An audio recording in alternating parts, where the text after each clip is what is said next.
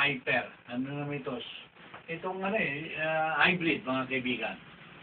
Okay? Yan po ay mapapanood nyo, may kapupulutang kaibigan. Okay, alright. Mamaya naman, pag-usapan namin ni Brother John, ito pong infertility, as well as ang ibig sabihin pa rin ng isa yung impotent. Impotent, di ba? Parang wala ka na sa isa sa mundong ito pagka impotent ka. Infertility. O, di ba? Mamaya po sa ating pag-usapan ni Brother John. Alright, dumago muna tayo, mga kapatid. Ito muna ang ilang paalala.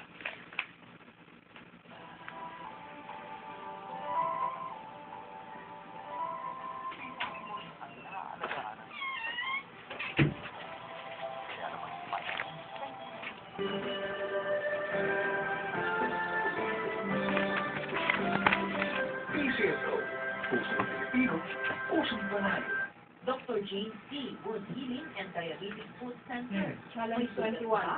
Diabetic ka ba? Thank you ka. Mababang gusto lang. Tingin mo. May wasan, ultra-elicited ang sagot dyan. Ikabit lamang sa tangke ng LPG, salit, automatic, shutdown, subok sa pusay at matibay. Ligtas gamitin, prevention pinagyan. Ikalidad na produkto ng Plaza Business Ventures Limited. Dati napapag-usapan ng eleksyon. Sus, marry yourself. Itong Holy Week. Nakita nyo, ilang araw yung bakasyon natin. Hoy, maraming mga kandidato. O, bakit? Naglipa na kung saan-saan. Gulong-gulong, gulong-gulungan, di ba? Hoy, lumalabas sa kanilang lungga. Talagang continuous yung pangangampanya. Pagamat walang loudspeaker. Hoy, talagang dalaw-dalaw sa mga barabarangay.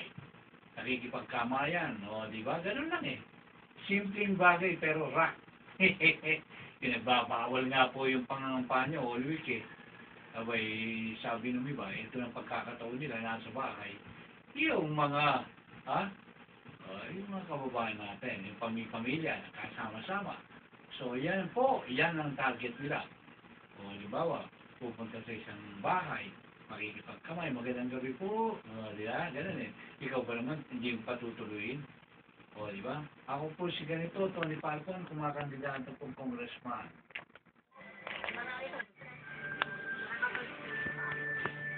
Si Marco, isang guro, miyembro rin ng Net Financial Cooperative. Single pa po ako, gusto kong pakinggan ang future ng magiging pamilya. Yes, mga kababayan, magandang hapon po muli sa ating lahat. Ito po yung pinag-uusapan natin dito sa studio about infertility and sa lalaki naman to, Brother Tony, impotence, ano? Yung So, sa babae, fertility. yes. Tapos yung impotent, para sa lalaki. Sa lalaki, hindi wala nang erectile to. Pagka lalaki, kahit impotent, kahit talagang parang, ano mangyayari kaya nun? Anong kaligayahan mo na lang? Wala So, namang kaligayahan, gano'n? Wala nang excitement yan, Brother Wala Tony na Falcon. lang. Pero maraming bagay pa rin para lumikaya ka, brother. Yes. Sige, tuloy mo. So, yung nangyayari dito, Brother Tony Falcon, yung intercourse na tinatawag, yung pagmamahalan nila tuwing sila yung magkakaroon ng oras sa kanilang pagmamahalan. So, talagang walang init, ano? Yung tinatawag natin na maaros ang bawat isa. So, kuminsan talaga, hindi na makayang magkaroon ng arousal na tinatawag, ejaculation na tinatawag, mga kababayan. So, dito, ang unang-unang napaka-dramatical itong ating mga kababaihan, Brother Tony Falcon. Sapagkat nagsasuffer po ang mga babae na ito sa tinatawag natin na yung mga hormones sa deficiency, Brother Tony Falcon. Yan yung mga hormones na tinatawag natin na mga follicles na tinatawag. Anong causes nitong infertility o impotent na ito? Saan nanggagaling yan? Brother Tony Falcon, no? Reverse psychology kasi ito, no? Kung meron kang problema nito, tumpak, nagkakaroon ka ng problema sa heart problem. Yung po ang reversing psychology nito. Ganun ba yun? Opo. So, the way to treat these kinds of physical imbalances is things sa tinatawag natin na cardiovascular problem. So, para po maging stronger kayo, mga lalaki, para po maging totoo kayong lalaki and sexually stronger, kailangan po alam natin yung Juzwang therapy na tinatawag sapagkat marami pong mga kababaihan ngayon, Brother Tony Falcon, na nagkakaroon na ng tinatawag natin na embarrassment, talagang failure. Sapagkat 3 years, 4 years na nagkakaroon kayo ng talagang wala na kayong ginawa kundi mag-build up ng ganitong senaryo tuwing gabi, wala pa rin po kayong anak. Nagtatanong kayo bakit hindi kayo mabuntis-buntis pa. So nagtataka po kayo, siguro hindi talaga kayo fertile bawat isa. Kasi sa lalaki, Brother Tony Falcon, ang counting ng kanilang sperm is almost 50 to 100 million per milliliter na tinatawag. Kailangan yun ang siguraduhin ng doktor sa kanila na talaga sila ay stronger yung kanilang sperm count na tinatawag. Itong pagiging infertility o impotent ng isang lalaki, anong edad dumarating ito? Karamihan, Brother Tony Falcon, nakakatakot talaga kasi minsan mas mabagsik pa ito sa diabetes. Kung meron ng babae na tinatawag na menopausal, may tinatawag din sa lalaki na andropause na tinatawag. Total loss of energy na tinatawag. Kaya yung tinatawag So, na... ibig sabihin, kahit ba edad na 20 pataas, pwede magkaroon ng Pwede yung tinatawag... na ganito? Pwede, Brother Tony Falcon, tinatawag natin mga kababayan na advanced aging, Yung iyong edad 20 pero talaga yung condition ng iyong physical and mental is almost 70. Nangyayari po yan, advanced aging. So yung tinatawag natin na causes ng sperm cells na tinatawag yung maturity nito, wala yung dalawang hormones na yan, yung luteinizing hormone saka yung tinatawag, sinabi ko na kanina, yung tinatawag natin na follicle stimulation hormones na tinatawag. Yung bang pagiging infertility ng isang babae, Brother John, wala na talagang totally walang pakiramdam, gano'n? Mahirap silang makapag-conceive ng interest about sex. Kasi bumababa masyado yung kanyang estrogen saka progesterone na tinatawag, Brother Parang Tony wala Falcon. ng interest, gano'n? Wala talaga kasi minsan nagkakaroon pa sila ng inhibited sexual desire, Sapagkat may mga infection dito Brother Tony Falcon, kung talagang tatanungin mo ang mga doktor, maraming nangyayari. Isa na lamang mga kababayan yung endometriosis na tinatawag, na sumasama yung talagang fetus na yan, Pag hindi talaga nagkaroon ng healthy plantation yan sa ovaries natin, sumasama sa menstrual cycle to. Yung lalaki naman, pagiging impotent, so wala nang ibang pangmarang para ika nga po mapaligaya niya yung kanyang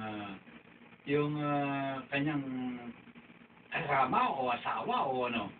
May mga magagaling tayong recommendation dito, Brother Tony Falcon, sapagkat yung mababa ang mga kababayan, makinig po kayo, mababa ang testosterone ng lalaki, sa lalaki to. So, nagkakaroon ng reduction sa sperm cell count na tinatawag. So, yung pagka-fertility niya, bumababa rin dahil sa abnormality of this, what we call sperm cells na tinatawag po, yung development nito. Wala talaga So, ano dapat gawin ng isang tao na mayroong sakit na ganito?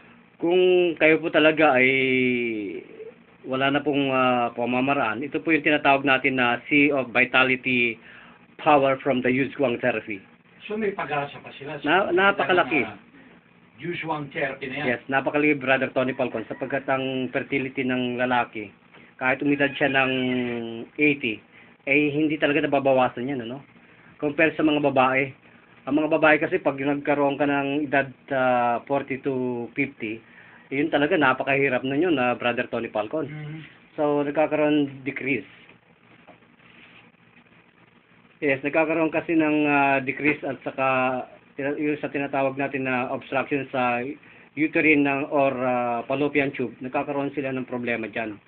So, decrease yung tinatawag natin na yung mga tinatawag natin na yung mga muscles dito, yung mga fibrous tissue para sa lalaki, nag-i-increase ito naman sa babae. Bukod ang function, bumababa naman yung kanilang elasticity diyan, Brother Tony Falcon, So yung lining niyan pag dumudugo pa yan, Pag nagkakaroon sila ng tinatawag mga kababayan ng sexual intercourse during night time, talagang dumudugo pa yan, Brother Tony Falcon, kaya talagang napakahirap sa mga babae. So, ibig mo sabihin, bukod dun sa Yuzhuang therapy, meron pa ba tayong ibang pamamaraan para matulungan itong mga ganitong may sakit? Eto nga, Brother Tony, napakagaling po itong sasabihin ko. Ilista po ninyo mga babayan kung kayo nasa 55 na at may hirap na po kayo magkaroon ng arousal sa sex or interest at gusto pa ninyo po talaga magkaroon kahit na isang anak. Ito po yung napakaganda, no? Ito po yung tinatawag natin na ginger. At saka po ito yung black pepper, ano po? At saka po ito yung tinatawag natin na grapes. Napakagaling po ito na magkaroon po kayo ng power to enhance this kinds of sexual enhancement na tinatawag para maging stronger po ang ating sperm count at saka yung egg cells natin kung sa babae, Brother Tony Falcon. So, kaibahan po niyan, kailangan po tayo yung mataas po yung mga blood pH natin, yung pinakang natural lang po, yung mga sagana po sa alkaline na tinatawag. Yung pong mga alkaline na yun, papaya, yung tinatawag natin mga citrus, kahit ano pong citrus yan, basta may alkaline. Napakagaling po niyan na para maibsan yung pagkakaroon po tayo ng tinatawag na abnormality na tinatawag. Kasi brother, yung body temperature niyan, especially sa mga sa mga lalaki, no? Yung kanilang abdominal tinatawag reaction, yung tinatawag natin temperature nila, no? Nagiging mababa at saka yung temperature ng scrotal na tinatawag, napakababa. So prone sila sa mga infection na tinatawag. May mga moms ba kasamang beya? Kaya nagkakaroon ng lesser of sexual intercourse mga kababayan. So, yung pong food therapy nito, mga kababayan, para talaga magkaroon tayo ng power to treat these kinds of reverse psychology and to treat these kinds of disease, especially yung tinatawag kong heart diseases. Yung pagkakaroon po ng atherosclerosis na tinatawag, yun po yung mga obstruction natin sa internal organ natin na tinatawag ng reproductive o kaya po sa lalaki, yung tinatawag po natin na private parts. Ano po? Alright, balikan natin si Brother Jun. Ayan, welcome pa rin sa programa Likod Bayan ni Tony Falcon. Alauna, 37 na po ng hapon. As usual, ang ating paglilingkod bayan, alternatibo para sa ating karamdaman, alternatibo na nire-recommenda ng Lingkod Bayan, baka naman makatulong sa inyo itong pinag-uusapan namin tuwing Lunes, Miyerkules at Biyernes sa pamamagitan ng ating master therapist na nag-aral pa sa Japan. Master po niya ang Yuzhuang therapy. Pwede po yung master siya sa internet, okay? Yuzhuang therapy. Ito po si Master therapist Jun Ogaire, lagi nating nakakasama ito. So, ang ating sabi ngayon ay infertility. Totoo bang ang pagka-expose sa sobrang init na makina, itong mga motorista, Brother Jun, ay nakakadagdag yan para maging baog ang isang lalaki? Alright, bago natin ituloy yan, Brother John, nais ko munang batiin ng belated happy birthday kay yung ating kaibigan. Yung Si inventor Mr. po ng Challenge 21, Mr. Nard. Leonardo Yu. Yes, magandang hapon po. Yung inventor po ng Challenge 21. Oh, yeah. Pagaling. Kailangan laro ng may utak. Yehot. Yun. Challenge 21, mga kaibigan, panalo na po internationally sa World Intellectual Property Organization at dahil nga siya ang panalo nitong taong ito, siya po ang papadala ng DOST para mag-represent ng Filipino inventor Filipino sa invention. Switzerland. Okay?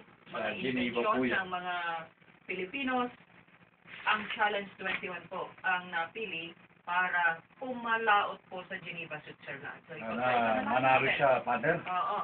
Libo daw po yung maglalaban-laban sa kanila mga invention. More or less 1,000 ho worldwide at gaganapin yan sa Geneva, Switzerland na matagal na ngang isinasagawa dyan sa Geneva.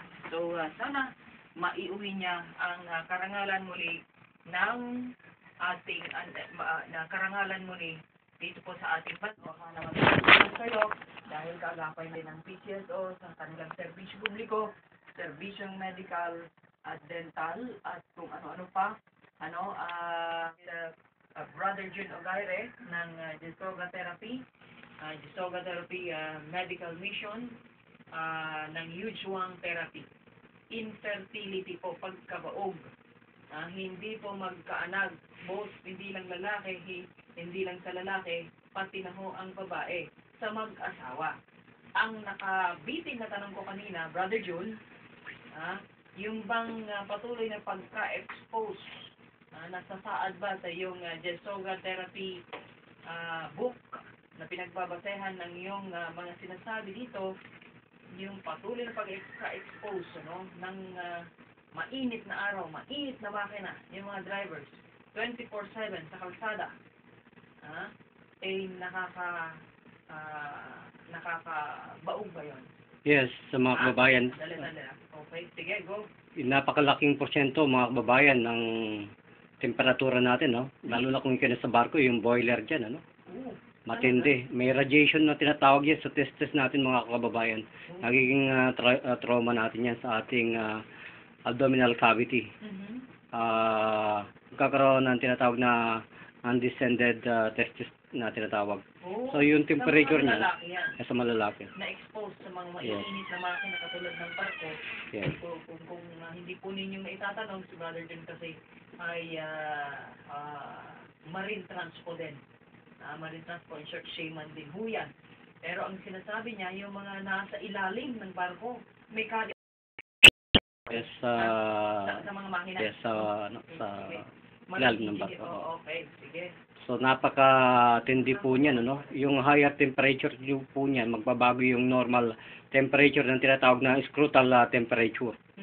So leading to any infections, lalo na mga measles, mga mumps, ano. So nagkakaroon niya ng inadequate secretion of follicle stimulation, ano, hormones. So yung kasi mga kababayan ang nagko-causes ng sperm cells and maturity na tinatawag. So kung nawala yung dalawang yon, isa diyang hormone sa kasamang beya, yung tinatawag na luteinizing hormones na tinatawag. Ano yun? Yung pagkakaroon ng normal sperm cell development na tinatawag Sa lalaki. sa lalaki. Okay. Sa babae, So, yung ang trabaho ng mga babae ay mga nagtutulak ng kariton. May mga dalagang trabaho ganyan sa kapit patalim. Kapit patalim, mga lugar na talagang hirap din. Ang last resource nila ay ma-expose din sa sunlight. Hindi naman. Ganun din ang version na kasamang beya. Yung wall kasi ng vagina niya nagiging unhealthy, nagiging thin, ano? So yung nagkakaroon ng problema sa production, less ang production ng tinatawag natin mga mucus. So yung mga connective tissue na tinatawag natin diyan, yung mga babae na nagmomotor. yes, Lagi. yes. Brother John, hindi lang ang babae ngayon napapantayan na ng ang trabaho ng lalaki, Yung mga halimbawa, ahente sa mga insurance. Papunta at pabalik sa mga kumpanya na lugar, mas madali silang makakarating kung magmomotorsiklo sila. Helmet lang ang proteksyon plus jacket. Exposed din sa sunlight. Ganun din yun. Yun ang nagkakaroon ng problema sa tinatawag natin ng mga bahay bata kung saan parang magda-drop out na yung kanyang vaginal area sa reproductive, parang mahuhulog, no? So kaya talagang hindi sila makakabuo niyan, no? Nagkakaroon ng mga miscarriage na tinatawag.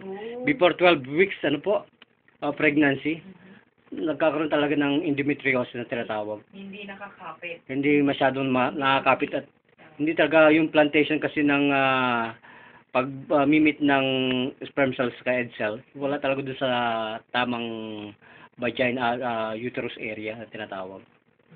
Wala sa loob talaga, nasa labas. Nasa labas. Ectopic. Oo, ectopic na tinatawag. Maaari. Right? Yan po yung bilis nila sa Jesoga Therapy. Kung kayo po interesado, last words, Brother John, infertility ang pinag-uusapan natin para paalala sa ating mga kababayan. Sana nga po ay nakatulong kami sa inyo at kung interesado kayo, Brother John. Ito po ang talagang binabantayan natin sa bawat babae. Ano po, talagang napaka-dramatical kasi ng mga nanay natin.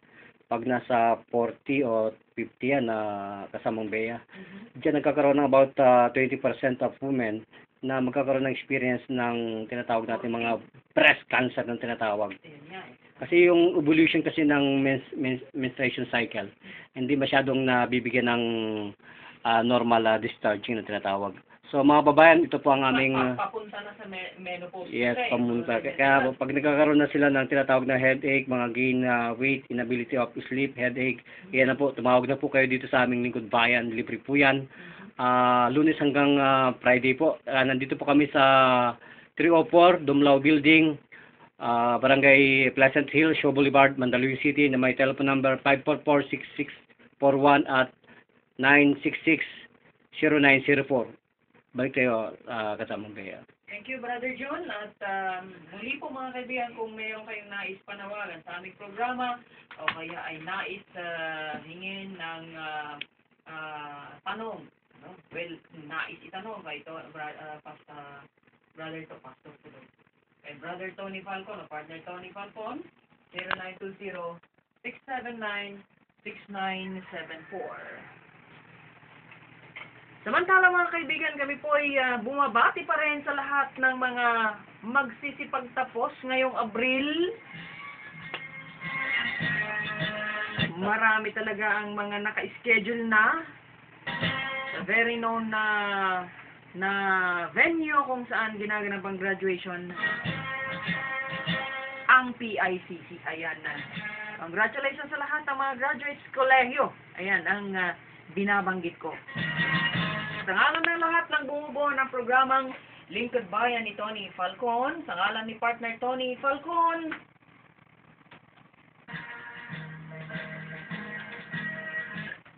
Rhea Corpus po lamang, Diyos Tiagina, kada kayo, Amen.